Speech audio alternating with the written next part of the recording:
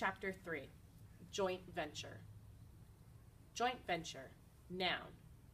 Two or more people joining forces to sell a certain amount of goods or to work on a single project. When the goods are sold or the project is finished, the joint venture ends. Your sister is really... Shut up, said Evan. Huh? Just shut up. She's okay. She doesn't... Look, she's okay, so just shut up. You okay, said Scott, holding up his free hand to show he meant peace. Evan was getting abused on both sides. The heavy cooler was banging against his inside leg with every step, and the plastic chairs were scraping against his outside leg. Bruised and bloodied, he thought to himself, all for the fun of hanging out with Scott Spencer. Why couldn't Jack have been home? Or Ryan? And why did Adam have to be on the Cape this week? It stunk. How far are we walking? Grunted Scott. Just to the corner. Evan watched as drops of sweat fell off his face and landed on the hot sidewalk. We should have stayed in the driveway. It was shaded. The corner's better. Trust me, said Evan. He remembered when Jesse had said the same words to him last summer. They were setting up a lemonade stand together, and Evan had been grumbling about dragging the cooler across the street and down 2 houses, just like Scott. But Jessie had insisted. There's sidewalk on this side, she'd said, so we'll get the foot traffic coming in both directions, and people in cars coming around the curve will have time to see us and slow down. Besides, there are a bunch of little kids on the side street, and their mothers won't want them crossing Damon Road. The corner's better. Trust me. And she was right. They'd made a ton of money that afternoon. It took 10 seconds to set up the lemonade stand. Evan unfolded the chairs and set one on each side of the cooler. Scott tilted the sign toward the street for maximum effect. Then they both sat down. Man, is it hot, said Evan. He took off his baseball cap and wiped the sweat from his face with his shirt. Then he grabbed an ice cube from the cooler, balanced it on his head, and stuck his cap back on. Yeah, said Scott, I'm thirsty. He reached into the paper bag and pulled out a cup.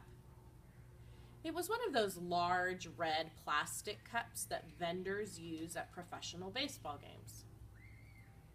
Then Scott took one of the pitchers from the cooler and filled the cup to the brim with lemonade.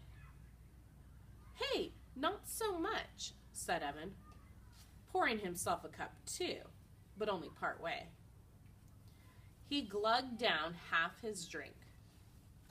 Not bad, he thought, though he noticed a dead fruit fly floating on the top. His mom had been battling a mad fruit fly infestation ever since the weather had turned really warm.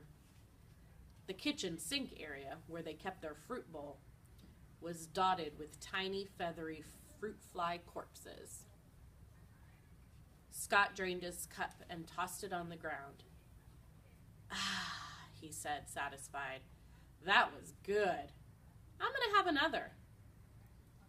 Evan reached for the trashed cup and stowed it under his seat. Nah, come on, Scott. You're going to drink all our profits if you do that. He stretched his legs out by putting his feet on top of the cooler. Just chill. I'm going to chill by having another cup, said Scott. There it was, that mean bite in Scott's voice. Evan's shoulders tensed up. Move your feet, said Scott. It's hot out here.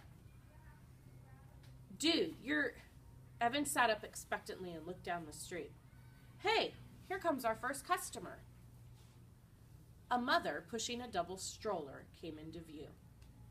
At the same time, one of the kindergartners from down the street rode her bike up, noticed the sign, and quickly pedaled back to her house.